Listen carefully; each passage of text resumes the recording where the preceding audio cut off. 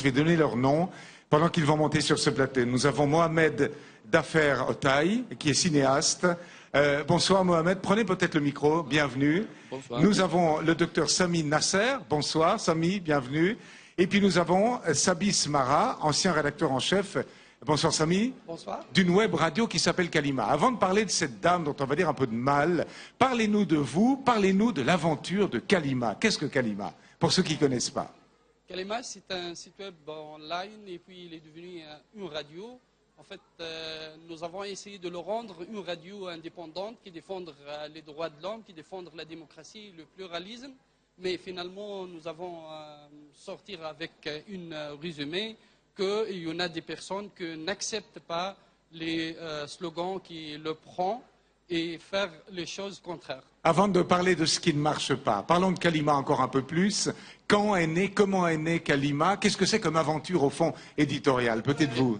Tout d'abord, on ne représente pas seulement Kalima, mais en même temps CNLT. C'est le Conseil national de liberté en Tunisie. Je suis Sami Nasser, sociologue. Ma spécialité, c'est sociologie de prison. Je suis membre fondateur de CNLT, et en même temps journaliste de Kalima. Soit CNLT ou bien Kalima n'est pas reconnu en Tunisie. Et on a une expérience très douloureuse en général. Alors, racontez-nous le côté douloureux de cette expérience. Et puis on donnera la parole à notre ami cinéaste, peut-être vous-même, si vous le souhaitez. Encore une fois, il me faut le retour plus fort de haut-parleurs. Sur le plateau, on est... Non, pas trop fort non plus, c'est très difficile. Mais on va essayer de terminer l'émission. Je vous écoute. Alors, Kalima est devenu un radio qui diffuse n'importe quoi. Après la démission de toute l'équipe, que Ben Sedrine, après les problèmes avec Ben Sedrine... Il faut nous dire qui est cette dame, on ne la connaît pas ici. Ben Sedrine, c'est une dame qui travaille aux droits de l'homme et à la presse. Elle prend toute la Tunisie, tous les investissements de l'étranger, tout vient avec cette dame. Mais quel malheur est-ce qu'elle vous fait, cette dame? Il faut que vous soyez très clair pour que les téléspectateurs genevois comprennent votre problème. En fait, la question qui se pose, pourquoi nous sommes ici à Genève Show, et à Genève exactement, nous sommes ici pour organiser une conférence de presse, c'était le matin, et pour clarifier les difficultés que nous avons vécues au Radio Kalima. Pratiquement, nous étions harcelés de la part de la comtesse CMB Sedrine.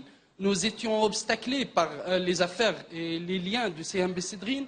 Nous étions obligés de jouer le rôle, je ne sais pas, de pion pour combattre le régime, alors que le contenu de ce combat, ce n'était pas les slogans de droits de l'homme, c'était seulement les investissements de Mme CMB Sedrine. Le docteur Sami Nasser a publié un livre dernièrement qui s'appelle « Le business de droits de l'homme » où nous avons bien clarifié les liens entre le droit de l'homme, les défenseurs de droits de l'homme et aussi le business et les investissements matériels, les intérêts personnels de qui se disent des défenseurs de droits de l'homme. Donc au fond, à vous entendre, moi j'essaie de me mettre à la place de nos spectateurs à Genève qui ne connaissent rien à tout cela. Donc soyez très pédagogiques, au fond à vous entendre. Cette dame, qui est une défendresse des droits de l'homme, abuse de son étiquette et au fond vous persécute. Cette dame a fondé un radio qui n'a pas été autorisé en Tunisie. Lorsque ce radio est devenu satellitaire, elle s'enfuit en Autriche. Elle laisse l'équipe. Si tu travailles avec les conditions illégales, ou tu vas être rejeté. Bon. Ça reste comme ça avec ces... Parlons... Mais Non, là maintenant il faut qu'on extrapole parce que les gens pour le moment ne comprennent rien. Parlons de la liberté de la presse en Tunisie, soyez clairs, parce que Dieu sait s'il y a à dire, et pensez que vous parlez à des Genevois qui comprennent rien. Notre objectif, ce n'est pas CMB Sedrine, mais on a un objectif, un projet de créer un nouveau courant qui a le courage de critiquer l'État et mentionner tous les points négatifs et en même temps critiquer les opposants et mentionner tous les points négatifs. La liberté d'expression en Tunisie, c'est vrai qu'on a des points négatifs et on a des points positifs. Mais maintenant, La plupart des Tunisiens, ou bien certaines Tunisiennes, ne parlent que des points négatifs pour représenter notre État comme un enfer. Mais vous êtes d'accord que la liberté de la presse n'est pas totale en Tunisie? Et partout, la liberté de presse n'existe plus. Alors là, ça n'existe pas quelque chose qui est en absolu, qui s'appelle la liberté de presse. Mais sans aller dans l'absolu. Il y a de la censure. Il y a de la censure. Il y en a partout, la censure. Il y en a aussi. Il y en a plus en Tunisie qu'ailleurs, non? L'achat de la part des régimes occidentaux qui se disent... Mais alors soyons clairs, voilà, parce que moi pour le moment je ne comprends rien. Oui, je suis très mécontent de cette séquence. Mais est-ce que vous représentez plutôt le gouvernement de Ben Ali ou plutôt une opposition à ce gouvernement? Non, nous sommes des journalistes indépendants et nous défendrons aussi, encore et toujours, la liberté de presse en Tunisie et partout. Mais nous sommes contre des styles d'exploitation des journalistes indépendants sous les titres et le slogan de la droit de l'homme, des droits de l'homme. Alors ça, c'est un truc qu'on a compris. Ça, c'est une chose qu'on a compris. Alors que ces personnes ne pratiquent pas la démocratie au sein d'une petite organisation qui s'appelle le CNLT. Nous étions des membres du CNLT, mais nous avons vécu des attaques contre la démocratie. C'est ça le problème. J'ai compris. Monsieur Mohamed, un mot conclusif, s'il vous plaît. Malheureusement, il y a quelques-uns qui font les droits de l'homme comme marchandise. Pour nous, nous voulons faire une opposition qui a des idées, qui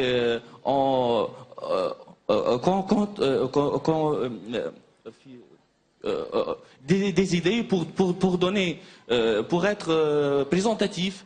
C'est pas une opposition de prostitution, c'est ça. Bon, on a quand même tenté de vous comprendre. Je vous remercie beaucoup et je vous souhaite d'abord la bienvenue à Genève. Vous parlez de la liberté de la presse, c'est tellement important. Vous avez totalement raison, elle n'est jamais absolue, hein. C'est une question de degré. Je vous remercie infiniment les trois, je vous souhaite une très bonne soirée à Genève. Merci beaucoup.